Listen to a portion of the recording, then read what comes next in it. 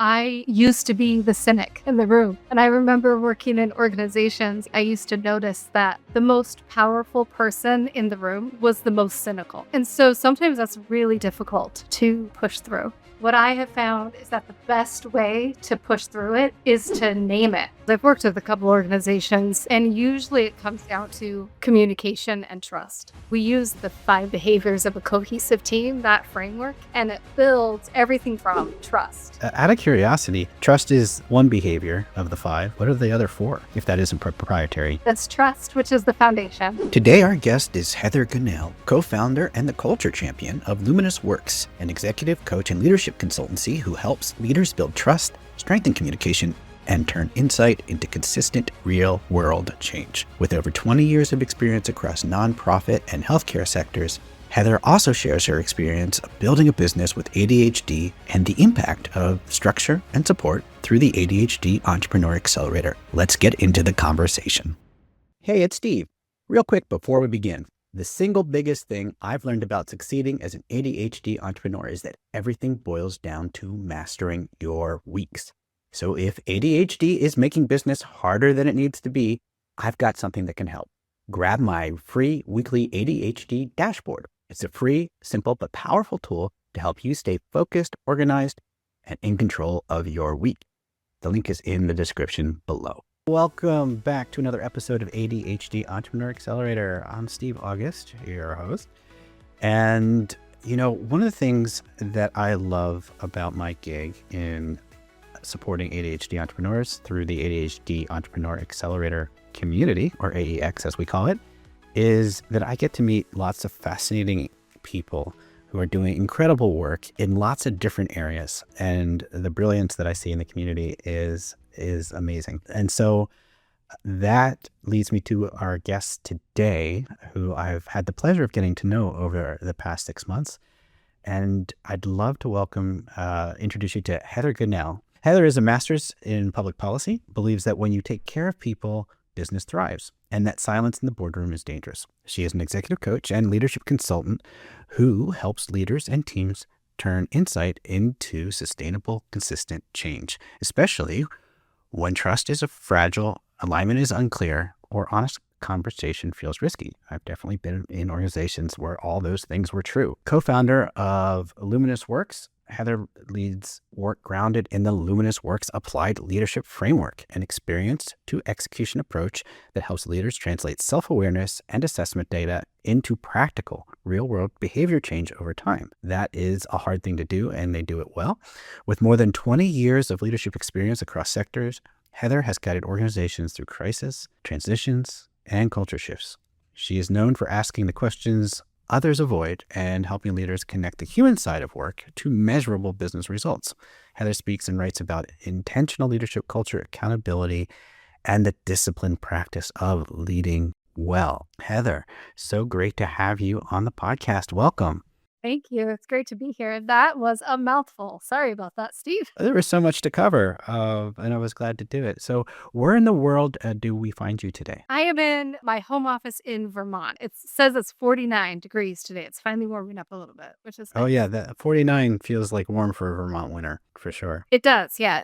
Starting to feel good. Let's get into it. So your journey to create Luminous Works, tell me about how you started to get into this work and what sparked you to bring it to create Luminous Works. Yeah, I was thinking about this question because my journey here was a bit meandering. I started my career in nonprofit work, and I was lucky enough, I was in my mid-20s. I started working for the local women's shelter, and the executive director there sent me to a really impressive leadership, like a 2-year leadership cohort. And so that kind of started this journey. I spent 10 years in nonprofit work, another 10 years in healthcare. So I did clinical operations for a big academic health center for about 8 years. And then I pivoted into the employee well-being space and helped them build the employee well-being program. And that's where this spark came from, right? It was watching seeing myself go through burnout several times and watching the the providers and the nurses and all of my colleagues really struggle. And then I got to do the deep dives, the ADHD deep dives that we do, and learn so much about engagement and burnout and what it really takes to be able to have a workplace that is observable. I loved working there, but I was part of a RIF. I was laid off. And I had this idea to start my own business, to go out and do consulting. And when I was laid off, I just thought, well, it's now or never, Yeah. right? So might as well jump into it. And so I started a practice. And a few months later, I met my really incredible business partner, Robin Eichert. And she's been doing this work for about 25 years. And she asked me to join her. We merged and Luminous Works was born. I honestly can't believe my luck that this is what I get to do every day. That's, if you're able to say that about the work you do, then you're very blessed indeed. One of the things about your story that I think will resonate with a lot of people listening is that meandering part. I used to joke when I got out of college and was going through the early parts of my career that I used to joke that I had career ADD. Joke was on me because I didn't realize I actually had ADHD at the time. I didn't get diagnosed too much later in life. So tell me more about Luminous Works. Like, what situations a business is struggling in some way? Like, what are the symptoms that you will be brought in, and how do you help people like overcome those things? We do a number of different things. So there's the leadership consulting, executive coaching, and then we do a lot of team dynamics. Some of what we do is like training. So for new managers in particular, most people get promoted because they're really good at what they do, not necessarily because they know how to be a manager. And so that's one area where we get brought in to help people learn those. It's a completely different skill set than being an individual contributor. And most of us just get thrown in and like figure it out. And so that's one area where we come in, is to really help people learn like what are some of the skills to do the people management part of that work. A lot of team culture. So anytime there's some like tricky communication issues or things just don't feel right, like you're sort of stops and starts and the culture gets a little wonky, that is the most fun for me to come in. And so we use a number of assessments. We use the DISC assessment and the 5 behaviors of a cohesive team and some of those frameworks. And what I love about it, I could geek out on this, Steve, I might, but what I really love about it is that most people, that all of our clients, most people want to do the right thing. Like they want to build a healthy work culture. They just don't quite know how. And so we get to come in and really give them very practical tools, and the assessments are data driven. And so it can help them put those pieces together and make it easier for people to say the things that need to be said instead of trying to. There's a number of things there in my career I've definitely experienced. That is a truth. Like people get promoted because they're really good at the thing that they do. And then they get promoted into managing a team, organizing a team. And it's a totally different skill set. And the thing that they're good at doesn't necessarily, from a knowledge basis, it certainly qualifies them. But from a, how do you help people find their way and put them in a position to succeed is a whole different skill set. The other thing that struck me as you talked about, there is a little bit of cynicism about like culture exercises and things like that. I'm sure there's like 12 Office episodes that, dealt with that kind of thing. So I'm curious, and I'd love to hear like a specific example if you're able to share one of a time where you went in there and there was this kind of like the culture wasn't working for some reason and people might have been a little bit cynical about it. And how did you get people over that hump? Because that's something that I've seen to be a challenge in organizations that I've been in and led. Yeah, it's such a great question. And I'll start by saying I come to this work from an operations lens because that's what I used to do, right? So I used to be the cynic in the room. And I remember working in organizations, I used to notice that in some organizations that I worked in, the most powerful person in the room, in the meeting, was the most cynical. It was almost like a race to be the most cynical and skeptical. And so sometimes that's really difficult to push through. What I think is so important and energizing for me about this work is that when I sit with groups and there is that cynicism, what I have found is that the best way to push through it is to name it and to just like go right in where it's challenging instead of trying to avoid it or find flowery language to describe it.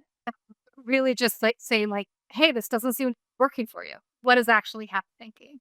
Because then it gives people permission, complain or say what needs to be said or kind of voice that skepticism without getting shut down. It becomes part of the evolution for the team. Going right at the uncomfortable thing is, definitely like it brought to mind. There's this book by Ben Horowitz or Anderson Horowitz called The Hard Things About the Hard Things.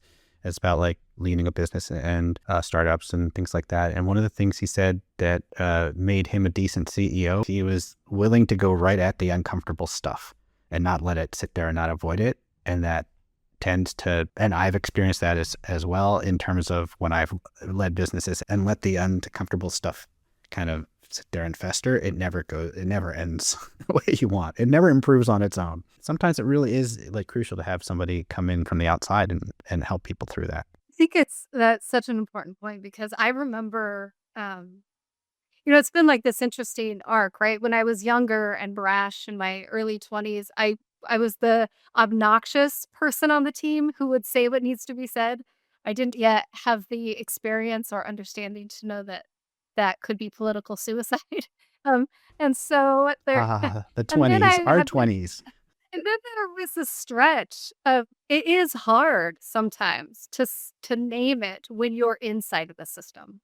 And there's something really valuable and powerful about having that objective. Like when I come in, it's an outside objective person who is observing and just points out what they're observing. It's very different than being inside of it and having to say the hard thing to the people that you see every day. It's a crucial skill for the, for leadership. It's underappreciated. And again, people aren't trained on it. People aren't. And so having that external come in and how have you seen that? Is there an example that that you have where you went in and the situation wasn't super or it was challenging and you came out the other side and all of a sudden they're starting to fire on all cylinders? I've worked with a couple organizations, and usually it comes down to communication and trust. I really like using the 5 behaviors of a cohesive team, that framework. Everything builds from trust. When we talk about trust in that way, we really what we mean is like that vulnerability-based trust. Are you able to say you don't know the answer? I'm sorry I messed up. That kind of human connection.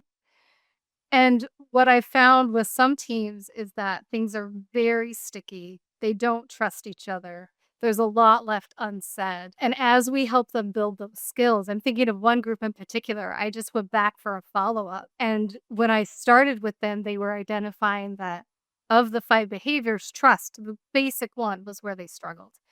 And now we're several months later, and they were able to point to we have solid trust and we are engaging in this conflict and conversation. And now it's just a matter of like clarity. What are we agreeing to? Right. And that was huge for me to see and then get to point out to them because just 6 months ago, they weren't even having the right conversations. And now they're able to talk about it very freely. It's like magic when I get to watch people do that. Out of curiosity, trust is one behavior of the 5. What are the other 4? If that isn't proprietary, you can share. It's a lot of fun. I'm probably in a training right now for a group on this, but it's trust, which is the foundation. And this is, I should stop and say, it's based on Patrick Lencioni, Oh, his okay. work Yeah. in his Yeah. book, Yeah. 5 Dysfunctions in the Mhm. Team. So it's trust and then conflict and then commitment and accountability and results. And it's in like a pyramid as the visual that people will see if they Yeah. look it up. Awesome. So switching gears a little bit, let's talk about this journey that you had with ADHD. And I'm curious to know, when did ADHD get on your radar as something that was part of what you were experiencing? It's just been in the last year, really, that I started to put pieces together. And honestly, I had my husband and friends and family members would start sending me videos and articles. I started to learn more about it and what it looks like in adult women in particular. A lot of things about my life started to click and make a lot more sense. And it's been like I said, just in the last year that it's even been on my radar. And then, 6 months or so since I joined your program, where things really are starting to, like, I feel like I can figure out how to do this business thing, in a way that works for me, which is very cool. It's been amazing seeing the progress that you've been making and the stuff you've been navigating, and how you're showing up for it. Where the ADHD, like so your family members are like, hey, maybe you should, check into this and stuff. And it is true that women get diagnosed a lot later, if they get diagnosed at all. Was there one thing that suddenly hit home and you're like, oh yeah, that explains a lot of stuff? Yeah, I was thinking about this. There were a couple things that kind of converged. So when I was working not for myself, when I was in an organization, I always had a team. What that meant was I could have the big ideas and the great insight, and I could look at the strategy and the big picture, which is the zone I love. And then I could hand it over to somebody else who could execute the details and follow it through, which is not my strength. And so that was one thing. Have these ideas, I would know what I'd need to do and would have pages and pages of to-dos or forgotten projects. I just couldn't seem to get it across the finish line once I was out on my own. And then that combined with, you can't see it, but I have about 20 sticky notes in front of me under my monitor and the doom piles that I strategically crop out of my like video frame. And it was just sort of like stepping back and realizing the reason I'm having such a hard time building this business as quickly as I want to is because I don't have someone who can execute. And then when I started reading that all of these doom piles and all of these sticky notes and all of that was kind of classic symptoms, I had no idea. That hit me pretty hard one day. Once you see it, you can't unsee it. Like when I got my diagnosis and then started to like dig into, okay, what does this really mean? And then I was like, oh, looking around and just thinking back on patterns in life. It's like, oh, right. That everything's kind of making sense now. I think I understand why the behavioral patterns were, is because I understand better about how my brain operates. That's the thing that I think a lot of entrepreneurs who come to entrepreneurship from a more structured, whether it's a corporate job or some other job or from directly from school, where there's a lot of structure already in place, they perform exceptionally well, like within that structure. So they're like, yeah, I can do this. And then they go out on their own and all of a sudden that structure is gone.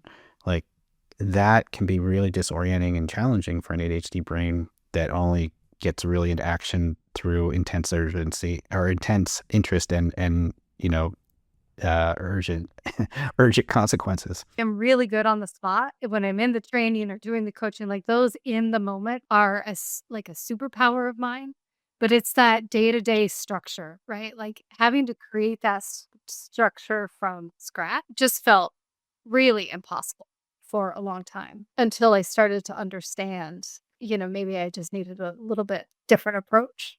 And I think that's probably around the time you found the accelerator and the ADHD Entrepreneur Accelerator, or AEX we call it. When you think back on the past few months and you've been in the program, what things have really been working the most for you? Like what things have really supported you in being able to make the progress you have? I will say that the top thing for me is that daily opportunity for the co-working. Like just that structure. I was also thinking about this the other day because I showed up to the the early morning session, which I'm normally not functional enough to do. Um, but I I showed up and I had this moment, Steve, where I realized like I can now come to those sessions just exactly how I am that day instead of feeling like I need to be put together or have a solid plan or whatever. When I started, I was avoiding them sometimes if I didn't feel like I was like put together enough on that day. And what has been the most helpful is just the consistency. Like I log in and do whatever needs to be done. And there's this whole group of people that in a similar boat. Like no one has to be, we just get to be there together. I'm so glad you experienced that, because that is like one of the huge premises of the co-working in the accelerator program is that show up as you are, because every day our philosophy is our weeks, managing to our weeks is the best container, and sort of like, and not getting overwhelmed. And a good week is going into the week knowing what's important, 2, making progress on those important things, and 3, meeting your brain and body where it's at. And it is an exceptionally welcoming community. And that gives us not just that benefit of like the accountability, but also a sense of like co-regulation. So it actually can help us chill our nervous system out, just to be in a supportive environment where you can just let the mask down. And we actually get better access to our executive function when we do that. It's been great watching you utilize that over the past months and make the progress that you've had. Like when you think about, looking back now over the past few months, and being able to draw on the co-working whenever you want, because it happens every day of the week, every weekday. Like, what do you think the net impact has been for you since you started? I would say that something that I've noticed, I'm getting off of the hamster wheel. So instead of just showing up at my desk every day and doing whatever it is that comes through, there's still some of that. But I also feel like I have enough of that structure and momentum where I'm starting to tackle, the big rock things like, I'm starting to get a new CRM, and I finally found a bookkeeper. And, some of those big things that have been on the list, I'm now watching progress in a much bigger way. And I feel calmer about it. Like today, I showed up after a 90-minute, 2-hour meeting. I was frazzled, and it took me a while to get back on track. But just being there in the room, I was able to get back on track and, like you said, co-regulate. I hadn't really thought about that till you said it today, but it's exactly what happens for me. Yeah. Amazing. It's been brilliant seeing that progress. And I think there's been a few big client wins along the way as well. So it's been really gratifying to see that translate into actually the growth of the business. It's been remarkable. And being able to deliver for those clients, being in the co-working and like understanding the frameworks that you share has been really pivotal for me, because now I'm actually building out something that needs to happen 4 months from now, which is wild. Instead of waiting until, a couple weeks before. Wow, amazing. That is the test. We like our low trauma deadlines is what we like to call them, right? Really wonderful learning about your story and talking with you today. If somebody's out there and is listening and says, yeah, our organization could use something like Heather just described, what's the best way for them to find you?